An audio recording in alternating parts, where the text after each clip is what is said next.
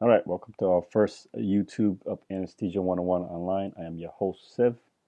Well, today's first and premiere episode of Anesthesia 101 online, helping nurse anesthesia graduates pass their boards, get some study tips, go over some physiology, some pharmacology, we'll go to some business aspect of it, regional, general, and we have time to go to some clinical scenarios. But first episode, so we're going to start off light. We'll go through 7 study tips that you need to know to study for your boards.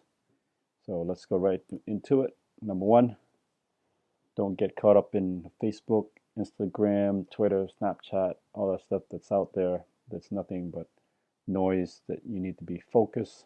So I advise everybody to stay off your social media until you take your boards. Don't be impressed by your friends that are passing on their 2 weeks out of graduation. So that's what they can do. That's not what you can do, or vice versa. So just do it on your own terms.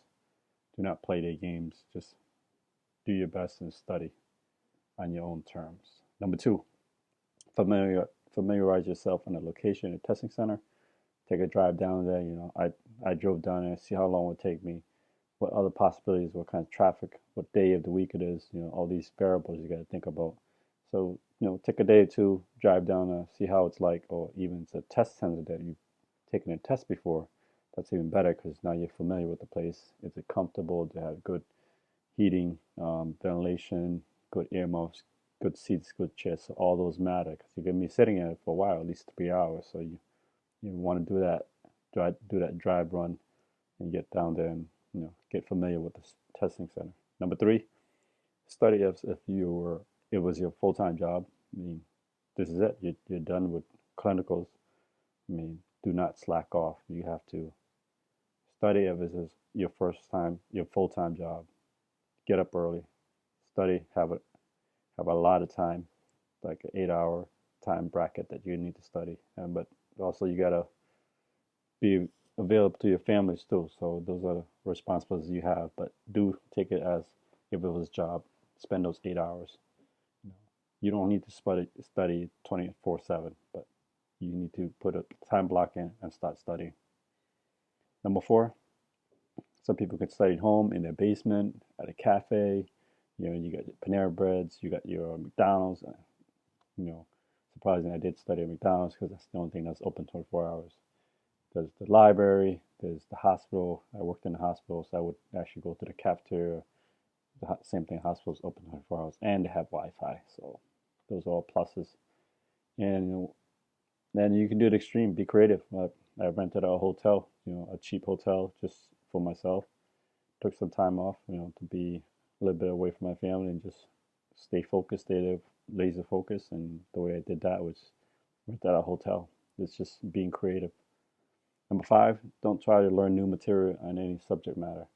So all your board questions that all come from your textbooks that's available to you when you went to school for your didactic part.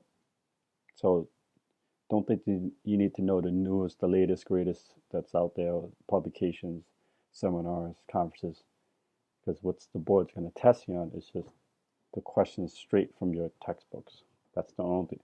They can only test you from there. So be aware of that.